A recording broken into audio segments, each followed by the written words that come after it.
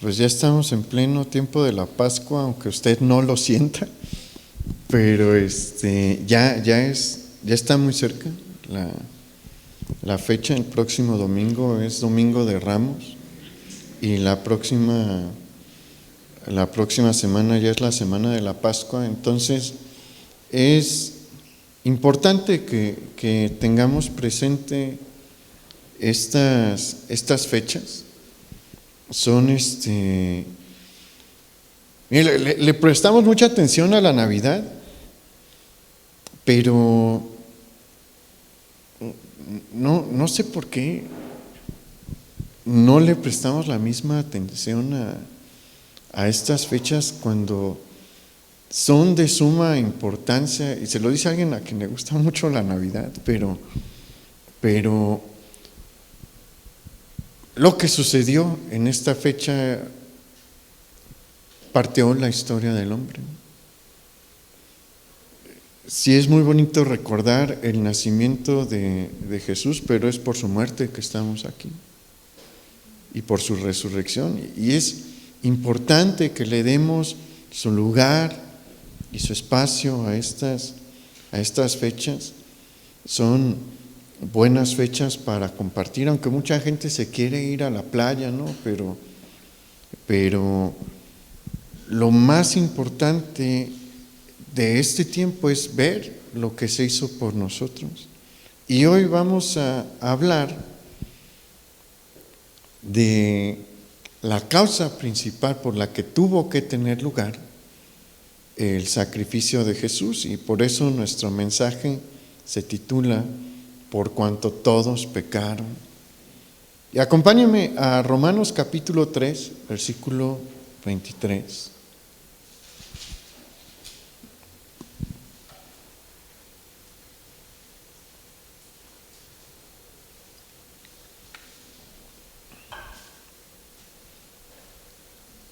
¿Ya está ahí?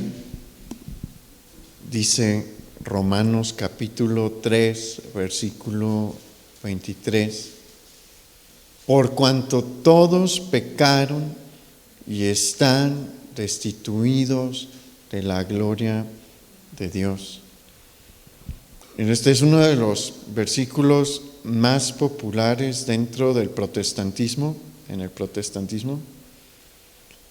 Y también es uno de los versículos con uno de los mensajes más fuertes dentro de la Escritura. ¿Por qué? Porque cual espejo nos deja ver la verdadera, y aquí es donde algo que quiero enfatizar, la verdadera condición del hombre. El mensaje de este versículo es contundente y señala de manera clara y sin lugar a dudas que todos los seres humanos que han habitado en esta tierra han pecado. Todos, no hay excepciones. Hay algunas religiones que nos quieren hacer creer que hubo excepciones, pero este versículo no lo permite. Solo ha habido una excepción y es Jesús. Pero es que Él era Dios encarnado.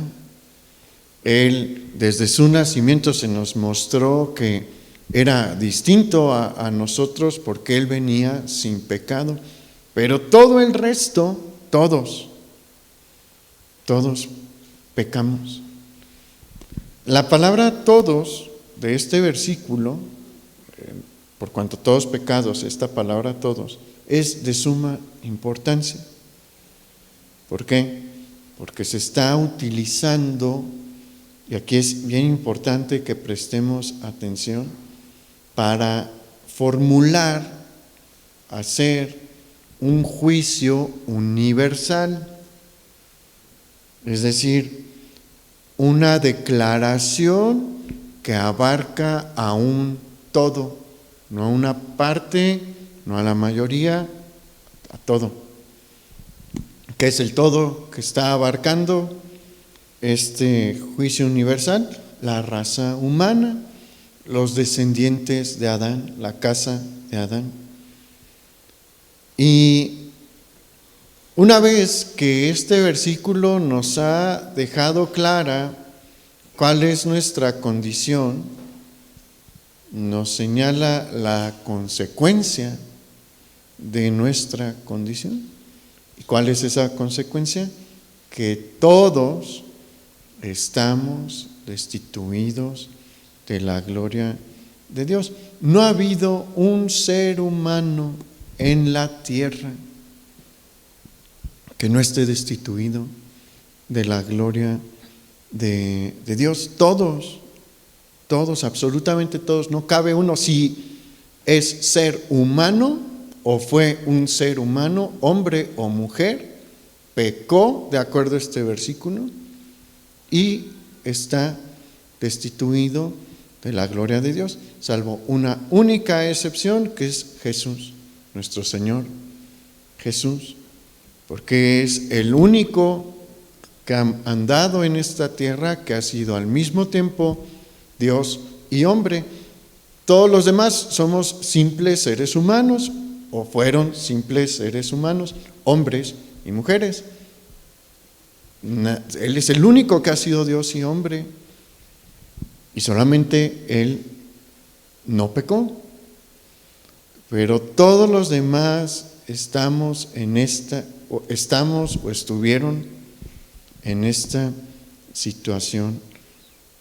El versículo no está diciendo una gran mayoría, recalco, no está diciendo casi todos los seres humanos pecaron, no, tampoco está diciendo unos seres humanos, ha dicho todos.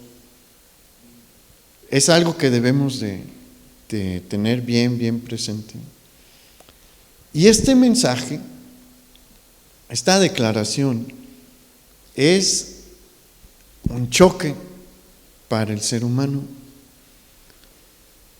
porque lo despierta del sueño que ha creado sobre su persona. ¿Cuál es este sueño, esta fantasía que ha creado el ser humano sobre su persona? Que es acepto delante de Dios en la condición en la que está. Es la fantasía del hombre bueno. Pero cuando leemos este versículo, la Biblia que nos dice, no eres bueno. Eso es lo que nos dice este versículo, es lo que le dice a todo mundo en este versículo: te equivocas, no eres bueno, has pecado y por eso estás destituido de la gloria de Dios. Y mire, la humanidad ha intentado convencerse a sí misma de que es buena. De hecho, hay corrientes dentro de la psicología que enseñan que el ser humano es como una hoja en blanco, así es lo que plantean. Y pues una hoja en blanco, ¿qué significa? Pues bien, pureza, y es lo que nos intentan transmitir, que en esencia nacemos siendo buenos. Y hay bebés que sí son bien tranquilos. Hay bebés que son Miren, le voy a contar una anécdota familiar remota. Uno de los hermanos de mi papá decía a mi abuelito, le hizo pasar unas noches a mi abuelito, siendo bebé de no sé si un año o meses. Decía mi abuelito que se despertaba a las 2 de la mañana, exactamente a las 2 de la mañana, y hacía un escándalo que llegaron a pensar, de hecho pensaron que estaba enfermo, entonces lo llevaron con el doctor del pueblo, y decía mi abuelito que le daban unas gotitas y pues, bien tranquilo se quedaba y regresaba mi tío y se dormía, y así varios días. Y Y como a la quinta vez, el doctor le dijo a mi abuelito: don Ramiro, esto ya es otra cosa. Y mi abuelito: yo ya sé cuál es la medicina. A la siguiente que le aplicó le dio unas nalgadas, no lo volvió a hacer. Pero pues, mi abuelito decía: pues es que son mañosos. Sí, sí lo son los bebés, sí lo son. El hijo de este tío, dice mi abuelito dice mi tío que tenía que tener una cántara de varios litros de leche ya ya preparada, porque se despertaba exactamente a la segunda hora, y si fallaban en tener ya el biberón listo, no dormían en toda la noche. ¿A poco eso es ser muy bueno? Y bueno, es instinto, pero se acostumbra el bebé. A los bebés se les puede ir modificando varias costumbres. Pero no somos inherentemente buenos, no lo somos. Una cosa que yo he mencionado cuando me plantean este argumento es: ¿cuál es una de las primeras palabras que aprende a decir un niño? Mío. ¿Por qué? Porque somos egoístas por naturaleza. Les tenemos que enseñar a compartir, ¿cierto o no? ¿O todos los niños comparten? No, ¿verdad? ¿Por qué? Porque no somos inherentemente buenos. Nuestra naturaleza no es buena. No nacimos siendo buenos, y la Escritura nos lo demuestra. La Escritura nos lo señala puntualmente y nos dice: el nombre que usted tenga, no eres una buena persona. Y eso sí cala, a muchos sí les cala, porque muchos creen que lo son y probablemente se comporten bien, probablemente sean personas piadosas, pero delante de Dios no son buenas personas. Y eso le pega a muchos. Pero es bueno, es un regalo este versículo, porque nos permite ver nuestra realidad. La cosa es que no nos gusta la realidad. Constantemente estamos intentando escapar de la realidad, de nuestra realidad económica, de nuestra realidad familiar. Hay gente que, ¿sabía que mucha gente se endeuda comprando un carro de lujo para aparentar que tienen mucho dinero? Y están hasta el cuello por la deuda, pero con el fin de que crean que son personas de dinero, se endeudan. ¿Por qué? Porque no nos gusta reconocer nuestra realidad, no nos gusta mostrar cuál es nuestra verdadera situación. Y en el ámbito moral, pues es todavía más grave. Mire, llegó a ver el Teletón al principio, porque la verdad ya después, aparte de toda la movida turbia que había ahí con el manejo del dinero, pues perdió el chiste. Al principio sí fue una sensación la idea del Teletón, y los empresarios y las celebridades que participaban lo hacían por dos razones: unos para evadir impuestos y otros, y los que evadían impuestos también por esto, o sea, para evadir impuestos y para mostrar que sí dan, que sí ayudan, que les interesan los demás, que son buenas personas.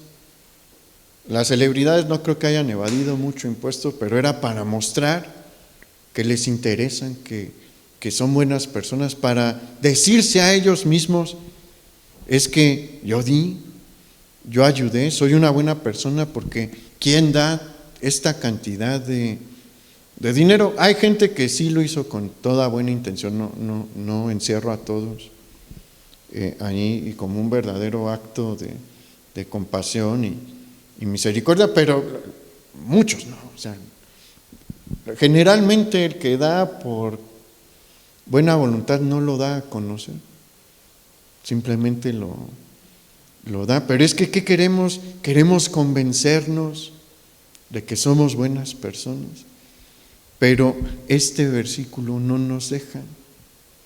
Esta es palabra de Dios, o sea, es Dios diciéndonos a cada uno de nosotros: no eres bueno, no eres una buena persona, así como estás, no te puedes acercar a mí, no te acepto. Eso es lo que Dios nos está diciendo: así como estás, no te puedo aceptar, no te voy a aceptar, ni te quiero aceptar, así como estás. Y mire, vamos ahí en el mismo Romanos 3, vamos al versículo 9, porque en estos versículos, hasta el versículo 18, el Señor va a describir más nuestra condición. Versículo 9 dice: ¿qué pues? ¿Somos nosotros mejores que ellos? En ninguna manera, pues ya hemos acusado a judíos y a gentiles que todos están bajo pecado. Como está escrito: no hay justo ni aun uno, no hay quien entienda, no hay quien busque a Dios. Todos se desviaron, a una se hicieron inútiles. No hay quien haga lo bueno, no hay ni siquiera uno. Sepulcro abierto es su garganta, con su lengua engañan, veneno de áspides hay debajo de sus labios. Su boca está llena de maldición y de amargura, sus pies se apresuran para derramar sangre, quebranto y desventura hay en sus caminos, y no conocieron camino de paz. No hay temor de Dios delante de ellos. Y el puro versículo 10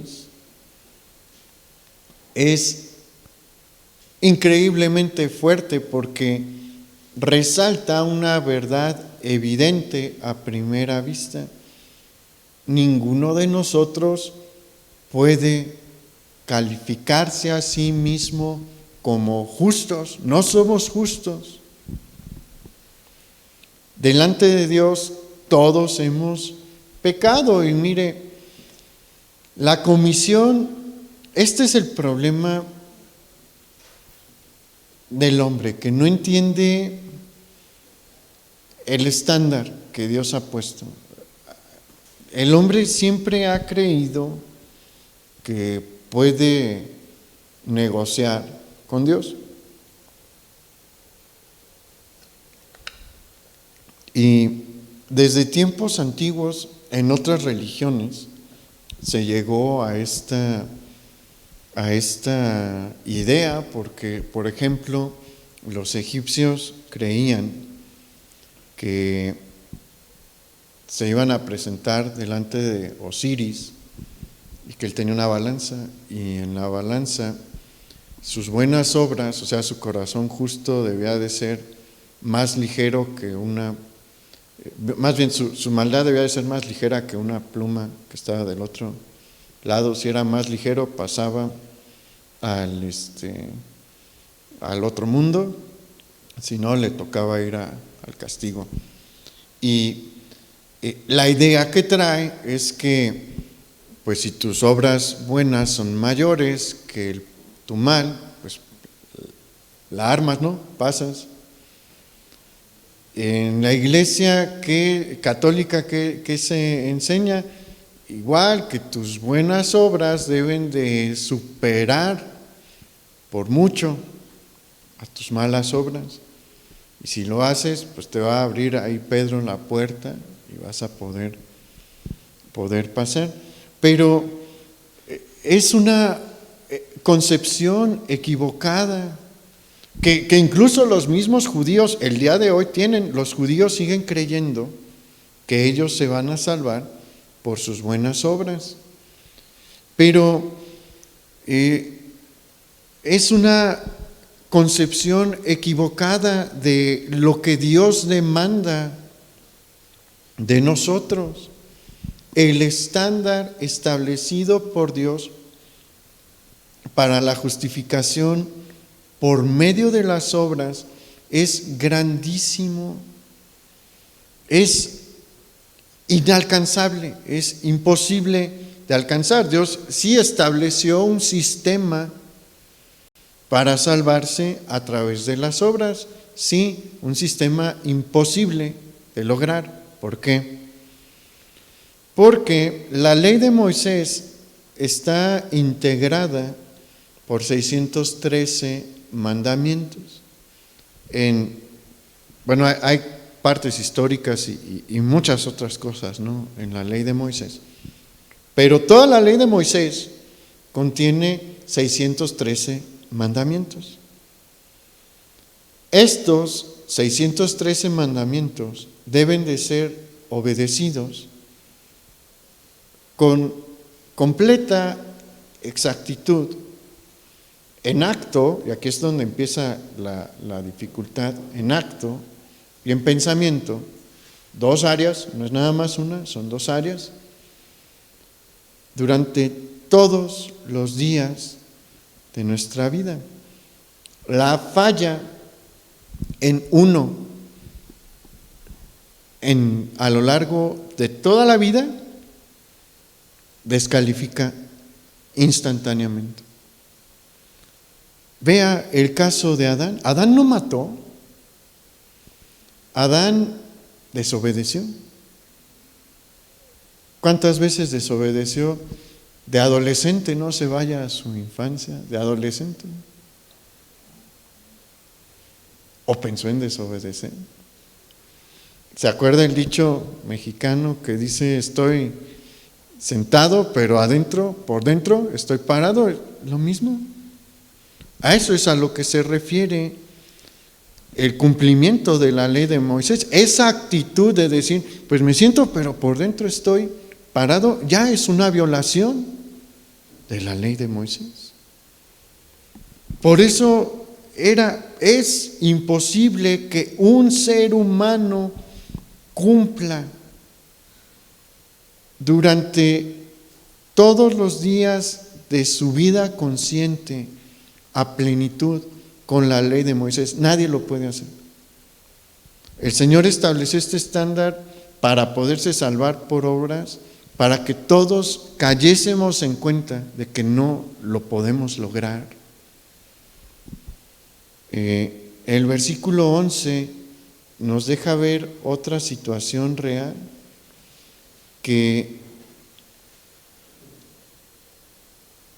nadie está cerca de Dios. Eso es algo que nos gusta, que a muchos les gusta creer. ¿A poco no ha conocido a parientes que son un desastre, pero que dicen que están cerca de Dios?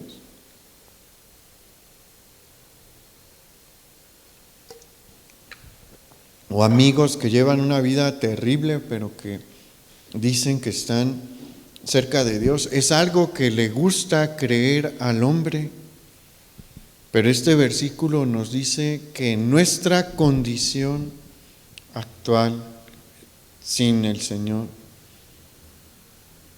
no estamos cerca de Dios y por lo tanto no le buscamos genuinamente.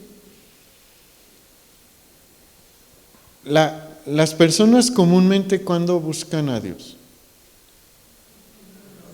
Cuando tienen un problema, cuando les diagnostican cáncer o una enfermedad grave, o cuando se quedan sin dinero, o cuando fallece un familiar. Ahí es cuando buscan a Dios.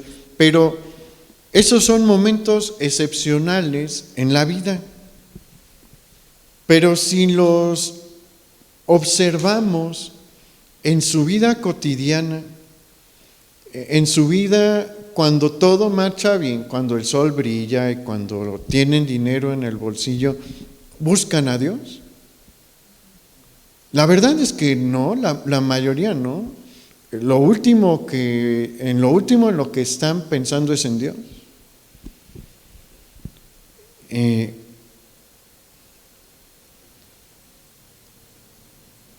Por eso estos versículos son sumamente importantes para nosotros. Mire, si analizamos detenidamente la condición de los países occidentales como el nuestro, somos un país occidental, vemos que cada vez el hombre busca menos a Dios y quiere saber menos de Dios. ¿Por qué? Porque el Dios de la Biblia les incomoda su estilo de vida, incomoda sus planes, incomoda lo que quieren hacer. Si nosotros hacemos en una lista los 613 mandamientos y se lo presentamos a cualquier persona que vaya pasando por la calle, va a decir: yo no estoy de acuerdo en este y en este. ¿Por qué? Muy probablemente porque chocan con lo que les gusta hacer, o con lo que les gustaría hacer, o con lo que hacen.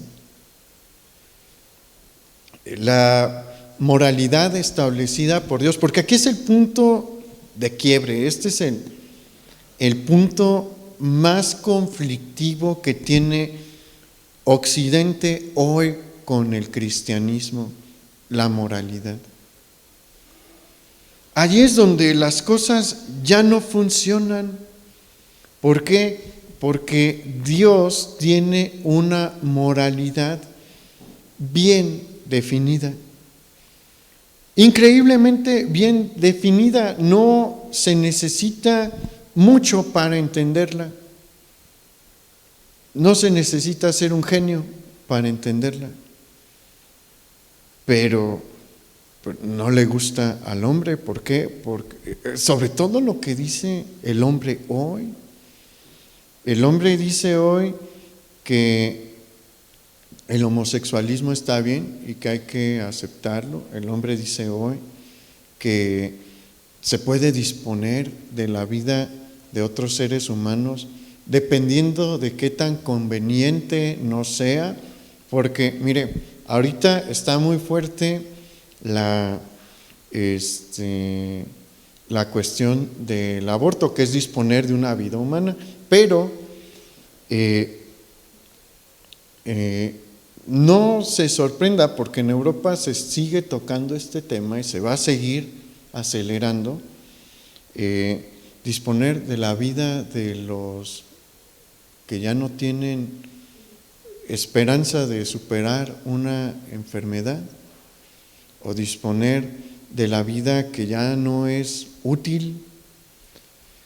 Los que apoyan el aborto no tienen una visión a futuro. Este es el segundo punto de la agenda: disponer de los ancianos que ya no tienen función, que ya están desahuciados. No se dan cuenta que ahorita ellos están tomando la vida de unos niños, porque esos son niños, pero mañana se va a discutir cómo quitarles la vida a ellos cuando ya no les sirvan a la sociedad. Pero es que no lo pueden ver. Y Dios prohíbe este tipo de cosas. ¿Por qué? Porque ¿quién es el único que puede disponer de la vida de un ser humano? Él es el dueño. Él la dio, Él la quita. ¿Cuándo? Cuando Él quiere. Pero eso no le gusta escuchar al hombre. Dios estableció una moralidad sexual muy clara, tan clara como esto. La podemos resumir en esto: las relaciones sexuales se permiten únicamente entre un hombre y una mujer bajo la bendición del matrimonio, y se acabó. No hay más. Todo lo demás es pecado. Dígale eso a los jóvenes de una prepa hoy. Dígale eso al gobierno. porque a mí me ha tocado estar en conferencias de agentes del gobierno diciéndole a los jóvenes que está bien, jóvenes de prepa, de primer año de preparatoria, diciéndoles que está bien, que le echen ganas, nada más usen métodos anticonceptivos. Por eso choca el mundo con Dios, porque Dios es un Dios moral. Y por eso nuestro mundo de hoy está buscando desesperadamente alejarse de Dios. No es casualidad que el ateísmo se ha vuelto tan atractivo. ¿Por qué? Porque el ateísmo manda por un tubo la moralidad. No puede haber moralidad en un sistema, moralidad objetiva en un sistema ateo. ¿Por qué cree que en países como el nuestro, que somos occidentales, o sea, entendamos eso, somos occidentales, la base de nuestra cultura es la moralidad judeocristiana, eso nos hace occidentales? No es casualidad que en países como el nuestro haya un boom de interés por las religiones orientales, que son mucho más permisivas que el cristianismo en materia sexual. No es casualidad. El hombre quiere hacer lo que bien le parece y no quiere ajustarse a la moralidad de Dios. Platique con un joven y le va a decir, un joven mundano, le va a decir que estas ideas son anticuadas y represivas. Van a usar mucho esa palabra, que son ideas que reprimen a la persona, que limitan a la persona. Es una realidad lo que dice este versículo: no hay quien busque a Dios. Todo el mundo está intentando huir de Dios para hacer su voluntad. Y mire, el Señor Jesús habló precisamente sobre esto en Juan capítulo 3, versículos 19 y 20, diciendo: y esta es la condenación, que la luz vino al mundo y los hombres amaron más las tinieblas que la luz, porque sus obras eran malas. Porque todo aquel que hace lo malo aborrece la luz y no viene a la luz, para que sus obras no sean reprendidas. ¿Por qué cree que atacan tanto a Jesús? Jesús es la figura más atacada, es la persona más atacada por los medios de comunicación. No hay otra figura en el ámbito religioso que sea el objeto de tanto ataque por los medios, por las universidades, los académicos, como Jesús. ¿Por qué? Porque si lo que Jesús predicó es real, nos tenemos que ajustar a su moralidad. Y eso es lo que ellos no quieren. Es lo último que quieren. Si Jesús es Dios, hay que reconocerle como Señor, y Él tiene la última palabra de lo que se debe hacer y no se debe hacer. Y eso es lo último que quiere el ser humano. Es lo último que quiere. Por eso el Señor dijo esto: mire, estas palabras tienen cerca de 2000 años y son reales hoy. En este tiempo fueron verdad, hoy siguen siendo verdad. No quieren que Jesús sea real, porque si es verdad lo que Él dijo y si Él verdaderamente es Dios, tienen una cita con Él al morir, y es lo último en lo que quieren pensar. El versículo 12 nos muestra ahí en Romanos 3 que todos nos hemos desviado. ¿Qué significa esto? Que todos hemos fallado en andar por el camino establecido por Dios y por eso hemos terminado en direcciones que en lugar de llevarnos a Dios, nos alejan de Él. ¿Ha oído a personas al momento de hablar de religión usar la frase todos los caminos llevan a Roma? Es de las peores mentiras que hay. Es de las peores mentiras que hay. No tiene ni siquiera lógica. ¿Por qué? Porque si Dios es el creador del universo, el soberano del universo, el que pone los términos para acercarse a Él, es Él, no es el hombre. El hombre no puede decir, pues es que lo que yo crea me va a llevar a final de cuentas a Dios. No, eso no tiene sentido. Si Él es el soberano, Él dice cómo, no yo. Y los versículos del 13 al 17, allí en Romanos 3, nos hablan sobre nuestras comunes tendencias pecaminosas diarias. ¿Por qué? Porque ahí se habla sobre nuestro mal hablar, nuestro mal pensar, nuestras tendencias hacia la violencia sobre otros. Y mire, es probable que no digamos groserías audiblemente, pero aquí es otra cosa.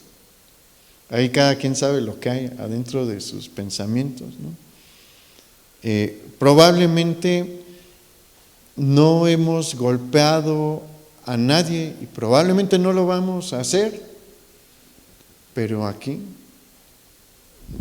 ¿no se ha imaginado dándole una cachetada bien acomodada a alguien? ¿O un golpe a puño cerrado bien acomodado a alguien que lo hizo enojar? Platicamos que la ley de Moisés no es nada más cumplirla en el acto físico, es también aquí, lo que hay en nuestra mente.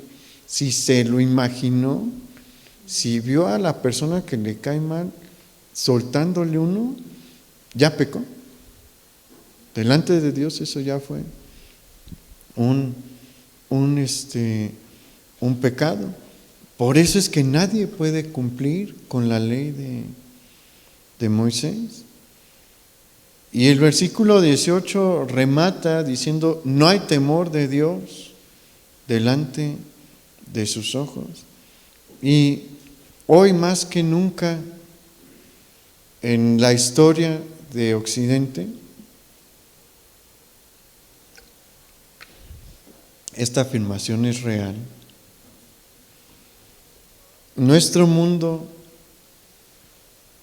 se ha levantado en contra de todos los principios establecidos por Dios en sus mandamientos. El mundo se ha levantado en contra de las verdades más básicas. Mire, vi un video, ya ve que ahora todavía no llega tan fuerte esto aquí a México, pero en Estados Unidos he visto unos videos que de verdad digo, ¿qué tiene en la cabeza esta gente que afirma tonterías? Perdóneme la palabra, pero es la palabra más suavecita que puedo aplicar. Son verdaderas tonterías, son cosas irracionales en plenitud. Un muchacho va a universidades en California y les pregunta a los universitarios, ¿crees que un niño de 8 años puede decidir someterse a una cirugía de cambio de sexo? Eso implica mutilación de órganos pues completamente funcionales que tiene el niño. ¿Qué cree que contestan la mayoría de los universitarios? Sí, están en su derecho. Y les pregunta, ¿crees que tienen la madurez para tomar una decisión así de trascendente, y los universitarios que dicen sí, seguramente no han tenido contacto reciente con un niño de 8 años, ¿no? Porque cualquiera que ha estado cerca de un niño de 8 años sabe que no tiene la madurez para tomar una decisión de esta magnitud. Una vez vi otro video de una agrupación que fue a África, a las tribus más, pues que están viviendo como si estuvieran en el siglo X, haga de cuenta. Y les preguntan, ¿creen que un hombre se puede convertir en mujer? Y se empiezan a reír. ¿Por qué? Porque es una verdad evidente, es una realidad evidente. Un hombre jamás va a ser una mujer jamás va a ser un hombre, y ellos no conocerán mucho de lo que se enseña en una universidad, pero no necesitan de eso para entender una realidad evidente que Dios estableció. Hay hombre y mujer y no son iguales, y no puede transformarse uno en otro. Pero ¿qué está enseñando el mundo hoy? Que sí. Hay un énfasis y un ataque fuerte sobre la familia, sobre la autoridad, sobre la moralidad y sobre la iglesia. Todas instituciones establecidas por Dios. Y bueno, hay otra fantasía que el hombre se ha creado aparte de la fantasía de que es bueno. Y esta segunda fantasía que se ha creado el hombre es que no necesita de un Salvador. Y hay muchísimos intelectuales que mencionan que es ridícula la idea de que la humanidad necesita de un Salvador. Y muchos se la creen, muchos están convencidos de eso, que la humanidad no necesita de alguien que la salve, pero yo honestamente creo que estas personas viven con los ojos cerrados y no ven a su alrededor, porque, mire, anoté algunas cosas de la realidad actual, del día de hoy, que nos debería de hacer preguntar si de verdad no necesitamos que alguien nos ayude. Porque mire, en nuestro país, aquí en México, vivimos bajo una constante amenaza por el operar, a veces sin límites, del crimen organizado. Por la universidad donde trabajo, quemaron 3 establecimientos, malos establecimientos, ¿no? Pero sin problema llegaron y les prendieron fuego los criminales. ¿Los agarraron? No. Los homicidios en Michoacán cada mes son por los cientos, cada mes, y muchos son ajustes de cuentas. El crimen organizado lamentablemente realiza constantemente crímenes crueles y actos de violencia, pero por si no lo sabía, México no es el país más violento del mundo. Hay lugares donde está mucho peor. México no necesitará que le ayuden. China tiene cerca de 1,000 millones de habitantes en condición de pobreza. Póngase a pensar lo que es eso, 1,000 millones de habitantes en condición de pobreza, casi 10 veces México. La India está en condiciones similares, tiene regiones en las que todavía no tienen electricidad y siguen calentando su su comida, decenas de millones de personas con estiércol, prendiéndole fuego al estiércol. Los países de primer mundo no están en una mejor situación porque revise cuáles son sus índices de consumo de alcohol y de drogas. ¿Qué países cree que son los que más droga consumen del mundo? Los de primer mundo. ¿A dónde va toda la droga que se produce aquí y en Colombia? A Estados Unidos. Hay un comercio local, sí, pero el negocio ¿dónde está? Allá.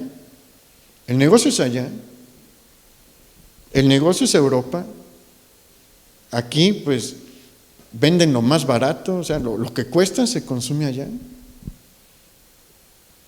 Vea cómo son sus índices de suicidios en los países de primer mundo. ¿No necesitarán que alguien les ayude? El gobierno ha hecho todo lo que ha podido y no ha conseguido nada. ¿Qué más sucede en nuestra realidad de ahorita? Hay una guerra a gran escala en Ucrania. China cada vez amedrenta más a sus vecinos. Ya absorbió a Hong Kong, nada más que, bueno, mucha gente no se preocupa, pero es sumamente preocupante que ya haya absorbido a Hong Kong. Va a absorber a Taiwán, es lo que quiere y para allá va. ¿Qué tan seguro cree que es que Irán desarrolle su programa nuclear? Porque eso es lo que ellos quieren. Imagínese a Irán con armas nucleares. ¿Cómo se comporta el gobernante de Corea del Norte? La guerra en Siria no se ha acabado. No nos hablan mucho, pero siguen vigentes las guerras y guerrillas en el África. Miles mueren a diario en África de hambre. ¿Cómo nos fue en la pandemia de COVID-19? ¿No necesitamos que nos ayuden?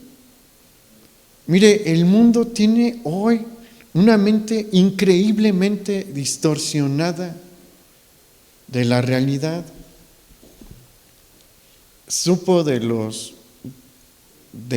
la masacre en Tennessee el día de ayer. Terrible, terrible. Pero ¿sabe qué es lo peor? Hay medios de comunicación en los Estados Unidos que están diciendo que la víctima fue la mujer que disparó y que nosotros los cristianos, porque atacó una escuela cristiana, este colegio era de cristianos, una de las víctimas era la hija de un pastor. Nosotros somos los que tenemos la culpa porque nosotros enseñamos que los hombres no pueden ser mujeres y las mujeres no pueden ser hombres.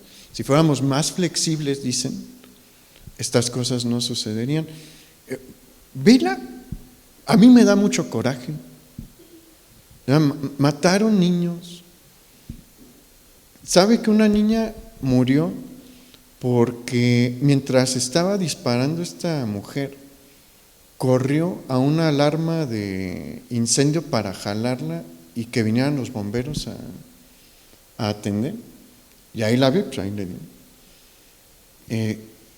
Y ellos y nosotros somos los que estamos mal. Así de mal está el mundo. ¿No necesitamos que alguien nos salve? O sea, de verdad, este es el mejor mundo que puede haber. Ya la hicimos, estamos muy bien. No necesitamos un Salvador.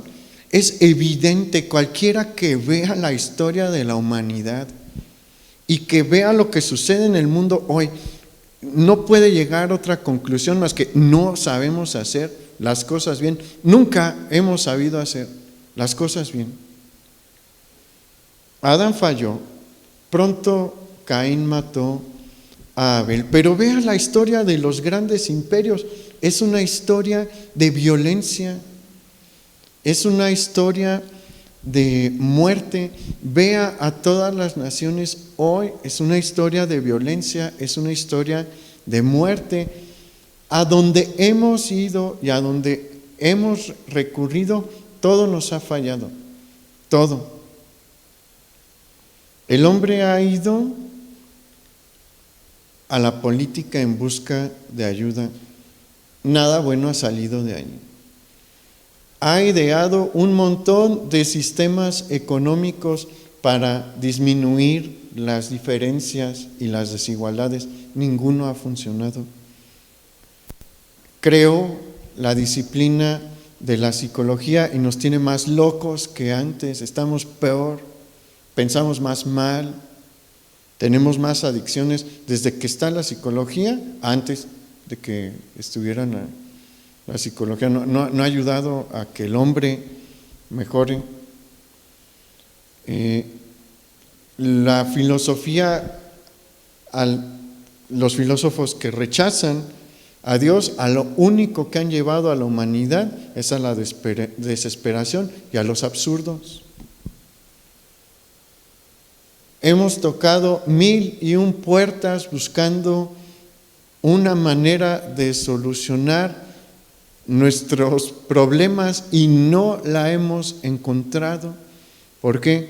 Porque no funcionamos bien, no somos buenos, no estamos bien.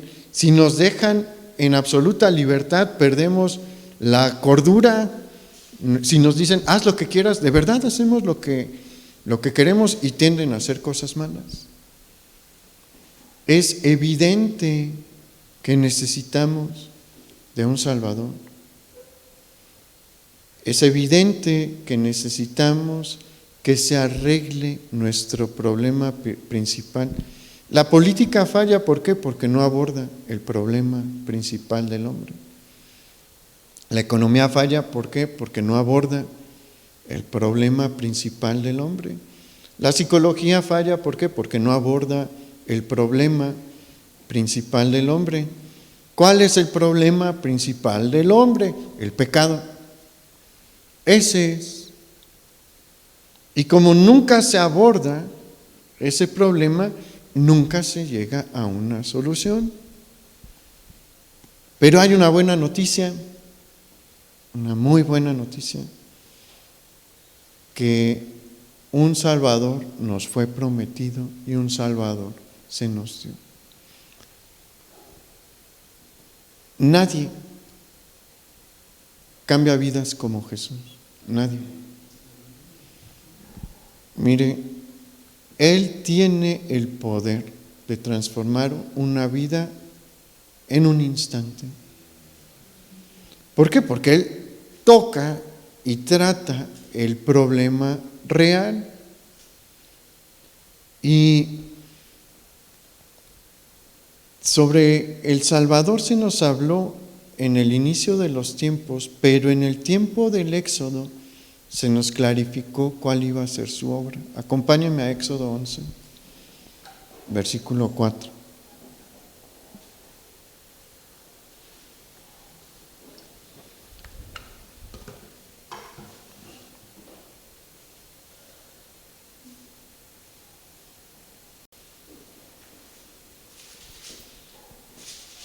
Dijo pues Moisés: Jehová ha dicho así: a la medianoche yo saldré por en medio de Egipto, y morirá todo primogénito en la tierra de Egipto, desde el primogénito de Faraón que se sienta en su trono, hasta el primogénito de la sierva que está tras el molino, y todo primogénito de las bestias.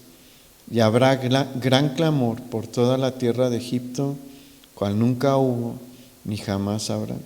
Pásese al capítulo 12, versículo 3.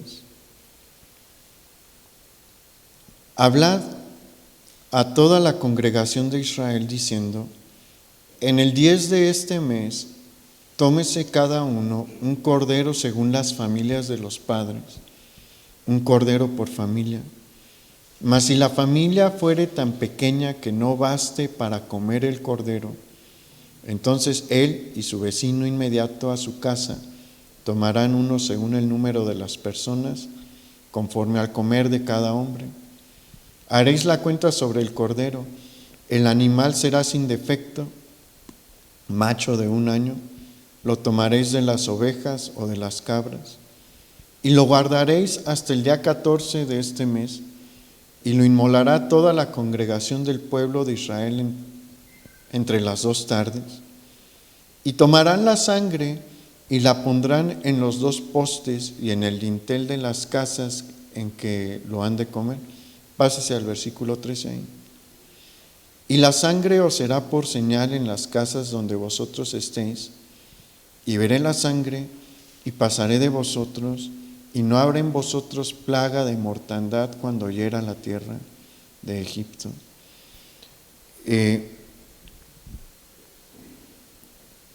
La última plaga representa la necesidad inminente de la satisfacción de la justicia de Dios, que implica la muerte del hombre. Y para evitar esa muerte solo había una forma: con la sangre del Cordero de la Pascua, una muerte sustituta. Y fuera de la sangre del Cordero de la Pascua no habría salvación para nadie.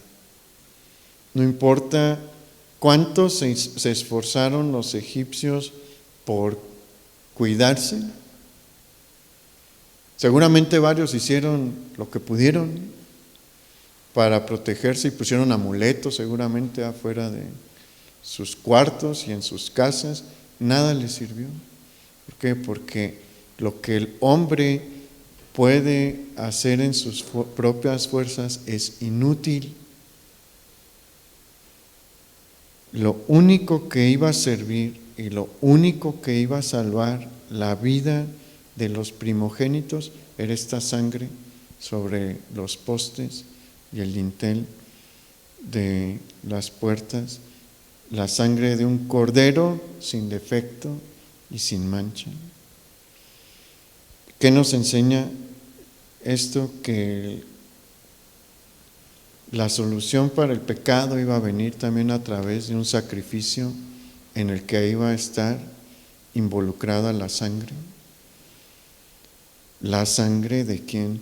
Del Hijo de Dios. Y el Salvador llegó y fue a la cruz realizando un sacrificio para darnos vida, dándole una realidad a las palabras que él dijo en Juan 3:16, porque de tal manera amó Dios al mundo que ha dado a su Hijo unigénito. Vamos a dejar que pase.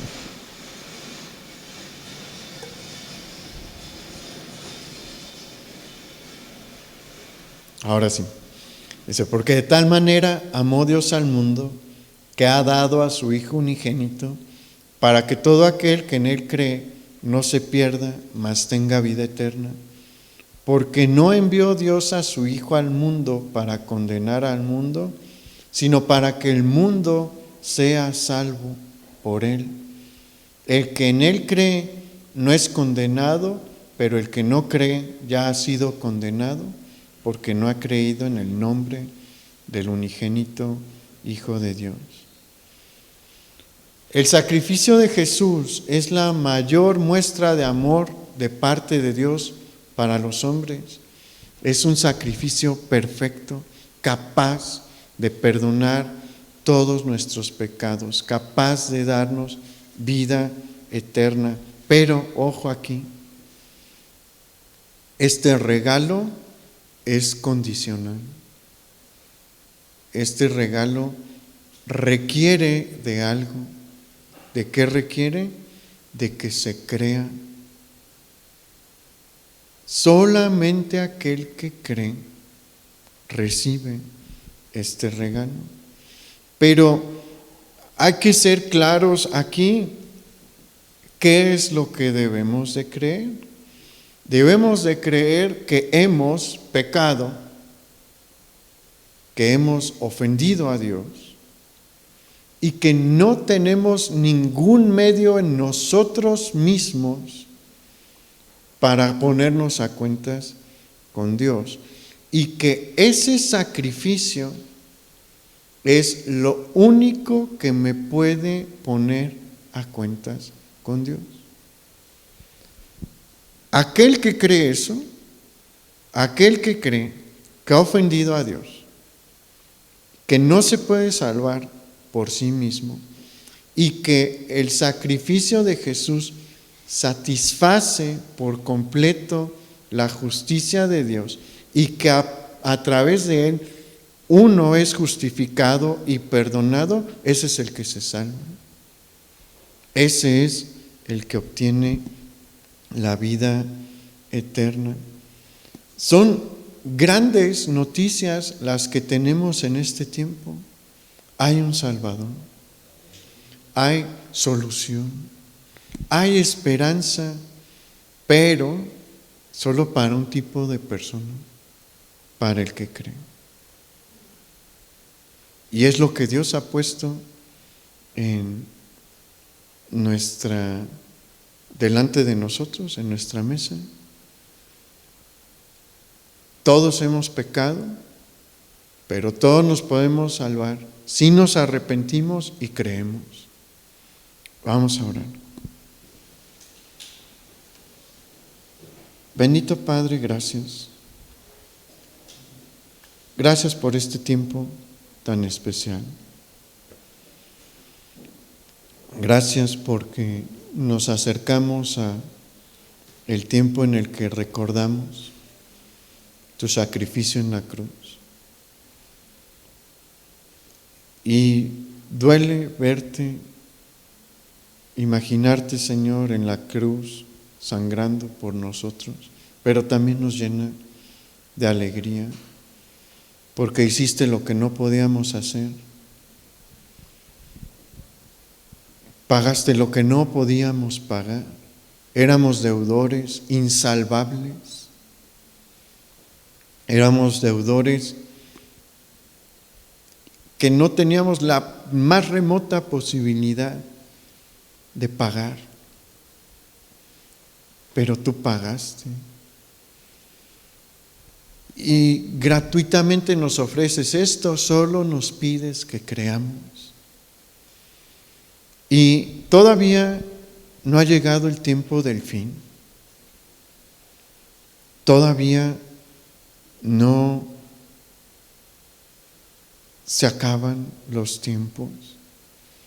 Y eso significa que todavía nuestros seres queridos se pueden salvar, que todavía hay esperanza para nuestra nación, para nuestra ciudad, si voltean a verte. Señor, en medio de este mundo, permítenos proclamar este mensaje. Úsanos para hablarles a otros, porque no tienen que morir, no tienen que perecer, no tienen que ser castigados, no tienen que seguir viviendo una vida contraria a tu voluntad y a tus caminos. Hay una solución, hay un Salvador ya. Señor, úsanos y permíteles ver su condición, permíteles ver que necesitan ser sanados de algo que ellos no pueden curar, que necesitan esa sangre sobre sus vidas, la sangre del Cordero de Dios, porque si no, el castigo vendrá y la muerte les ha de tomar. No es un juego, no es un juego lo que tú nos has dicho hoy. Hay una muerte inminente para todo aquel que no tenga la sangre del Cordero. Señor, ten misericordia de nuestros seres queridos. Ten misericordia de la gente que está alrededor nuestro. Ten misericordia, Señor, de esta ciudad. Ten misericordia, Señor, de nuestro país. Y permite que antes de que tú vuelvas muchos se salven. Te lo pedimos, Padre, en el nombre de Jesús. Amén.